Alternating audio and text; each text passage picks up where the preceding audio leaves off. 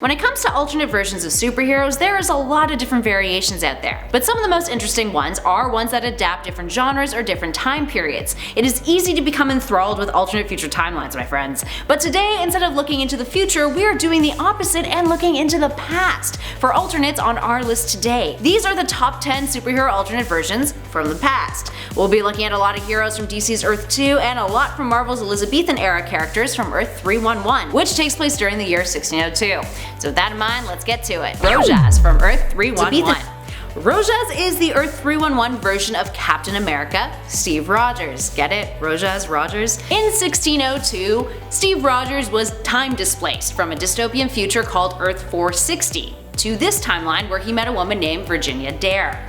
Dare, by the way, according to writer Neil Gaiman, was not an alternate version of Alpha Flight's Snowbird despite having similar powers and a similar appearance. Anyway, during this timeline, the Roanoke colony does not disappear like it does in our world. Rogers ends up saving the colony from starvation. Or Rajas, really. So what's the difference between him and the 616 Rogers? Well, Rajas is a blonde-haired, blue-eyed Native American who ends up serving as Dare's bodyguard. He was sent back in time when the Purple Man and his government tried to execute Rogers in his original timeline, but instead accidentally sent him back in time instead. Now this event is what triggered this alternate timeline to occur in the first place. Moving on to DC territory with our number 9 spot, Helena Wayne. Helena Wayne is from Earth 2, the home of all of DC's Golden Age heroes, in which the timeline begins at the start of the Golden Age. More on the history behind that later though. Anywho, Helena is the daughter of Bruce Wayne and Selina Kyle Wayne, born in 1957. After Catwoman was blackmailed into returning to crime, and lost her life because of it, Helena wanted vengeance and took up the mantle of Huntress. After Crisis on Infinite Earths, she was erased from existence until the New 52 continuity, minus another alternate version of her popping up in the aftermath of 52, which is a different thing. This Helena, who popped up in the New 52, was stranded on Prime Earth with Kara Zor-El and eventually found a way back to her homeworld. But we just skipped over a lot of plot, so you should definitely read her stuff. Up next, number 8, David Banner from Earth 311. David Banner, as you probably guessed, is the alternate version of Bruce Banner. And he was an advisor of King James when he took over as king in 1602. Banner was an advocate of eradicating witch breeds basically being the mutants of 1602, and was even sent out to kill Queen Elizabeth's old advisor, Sir Nicholas Fury, at the Roanoke colony. Now during the process, he was exposed to energies that transformed him into a large grey monster, which is the 1602 equivalent of the Hulk. He had become the very thing he despised and was forced to rethink his loyalties. Later on, he ended up returning to England and was sentenced to death to be burnt alive at the stake. But Banner transformed into his angrier half and killed King James, taking on the deceased king's armies too, which eventually caused the king's castle to burn down. Hulk would escape the country, residing in China, where he sought to amend his wrongs by joining up with a Buddhist monastery. But you can't take the hero out of superhero, friends, because what did Banner do while he was there?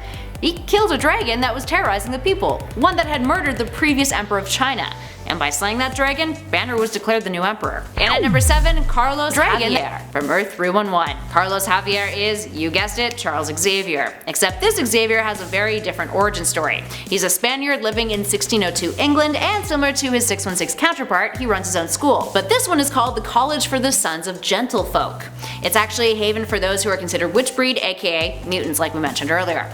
How very time appropriate of a name. Much like the regular Xavier, he has psychic powers, and his students include a slew of alternates from the X-Men roster, including Roberto Trifus, which is Iceman, Scotius Summerisle, Cyclops, Hal McCoy, Beast, Werner, Angel, and John Gray, who's actually a young woman with psychic powers hiding her true identity in order to be a part of the team, who is obviously an alternate for Jean Grey. And her psychic powers are much stronger than her mentor. Later on, Javier would appear outside of the 1602 story arc in Secret Wars when the remains of Earth 311 became part of Doctor Doom's battle world. It was renamed as King James's England. King James is actually found out to be a witch breed though, and Carlos took over, becoming King Charles I. And at number 6, Sir Nicholas Fury from Earth 311. This version of Nick Fury is exactly how you'd imagine Elizabethan Fury to be. He is an advisor to the Queen and an intelligencer to Queen Elizabeth. He's still missing one eye. And he got his position by excelling on the battlefield, causing him to be knighted and eventually working his way up to the high position he held at the beginning of the 1602 story. After the Queen's untimely death, Fury became a fugitive after betraying King James. He took his witchbreed prisoners to sea, claiming that he was going to kill them, but instead left with them to the New World, after helping them invade Latveria. Speaking of Fury, let's look at his apprentice, Peter PARQUAGH. Peter Parquagh is an alternate of Peter Parker from Earth 311, and he's also Sir Nicholas Fury's assistant and apprentice. Later known as the Spider, this version of Peter was raised by his Scottish uncle Benjamin until Fury showed up at his door. Fury, who had known Peter's parents before they died, wanted Peter to enter into his service, causing Peter to change his last name from Parker to Parquagh in order to hide his Scottish origins. The English weren't fans of the Scottish at this time. His adventures as an adult saw him taking on 1602 versions of some of Spider-Man's most famous foes, including Kingpin, Bullseye, and Baron Octavius. Wonder who they are. He even fell for this world's alternate of Mary Jane, an actress at the Globe Theatre named Marion Watson. Unfortunately, he would meet his demise when Moreland showed up during a performance at the Globe and overpowered him, staking him to one of the Globe's support beams, and also crashing the theater down. Peter was killed, and Moreland stole his life essence before disappearing to another dimension. Moving on to number 4, we have Alan Scott from DC, Earth 2. Alan Scott is the Green Lantern of Earth 2 and had a very different origin story than the Silver Age Hal Jordan Green Lantern. After a railroad accident occurs, Alan begins to hear a voice coming from one of the train's lanterns, and he gets a ring from said lantern that he needs to recharge via the lantern every 24 hours. After Crisis on Infinite Earths, Alan ended up being merged into New Earth, where his origins were retconned slightly. And then, after 52, it was revealed that he had died a long time ago and was succeeded by his daughter Jade. But then of course the New 52 happened and a brand new reboot. And Scott returned with a brand new backstory that riffed off of his history. This time around though, Scott was gay, and his story started with him being on vacation with his boyfriend Sam, who he planned to propose to. But before he could, the train they were on crashes, and a mysterious green flame protects Scott and heals his wounds. Sam doesn't survive. Scott decides to avenge his love by using his newfound power to protect the world. And his ring? Well, he used that engagement ring as a foundation for his Green Lantern ring. Oh, the feels. Up next at our number 3 spot, Dr. Stephen Strange from Earth 311. Strange in this alternate universe is the Queen's physician, Queen Elizabeth I.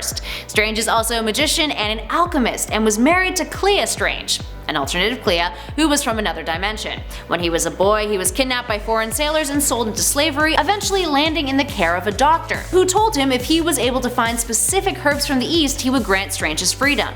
This is where he learned of magic and saved Clea, eventually marrying her. He returned to England and found himself aiding Queen Elizabeth I, who then made him her personal physician. Strange believed that their world was coming to an end and confided in Nick Fury. Eventually, his scheming with Fury was outed, and so was the plan to go behind the Crown's back to prevent catastrophe from occurring.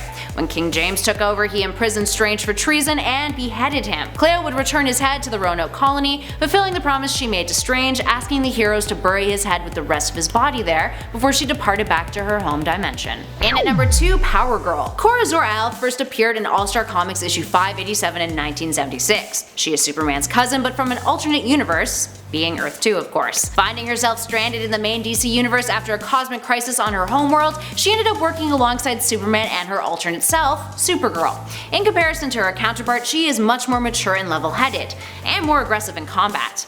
Unlike some of the other Earth 2 heroes on our list though, she had a really odd retcon experience after Crisis, resulting in her origins being changed so that she was actually the granddaughter of an Atlantean sorcerer. Clearly people weren't into it, so that was retconned. And during the 2005-2006 Infinite Crisis story arc, she was returned to being a refugee of Krypton from Earth 2.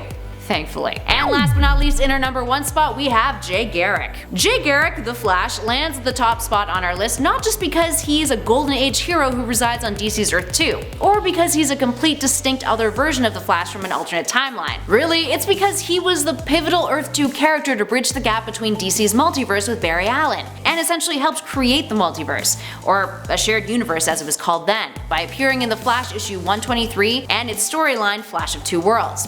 Earth 2 was created to explain the differences between the Golden Age and the Silver Age, in which heroes had begun their crime-fighting careers at the beginning of the Golden Age and the dawn of World War II. They would reside there, yet they could appear in stories with the current iteration of heroes and not mess up the continuity. Anywho, Jay Garrick got his speedster powers in a different way. As a college student, he accidentally inhaled something called hard, or heavy as it was retconned, water vapors, after falling asleep in his lab where he had been smoking, of course. It's so very Golden Age. He awakens to discover that he has superhuman speed and ends up using his football football jersey and his father's helmet from World War II to make himself a costume. He was also one of the founding members of the Justice Society of America, who was the predecessor to the Justice League. Garrick would fall into obscurity though, replaced by the new, more science fiction based Barry Allen Flash, until that fateful story in Flash issue 123, which changed the fabric of the DC universe forever. Alright, there we have it friends. What other past alternate versions of superheroes are your favorites? Give us a shout in those comments below and let us know your thoughts and feels. If you guys dug this video, you know what to do. Hit that thumbs up button, share it with a friend, and be sure to subscribe to Top 10 Nerd if you want to see more videos just like this one. In the meantime, thanks for watching. I'll catch you all in the next one.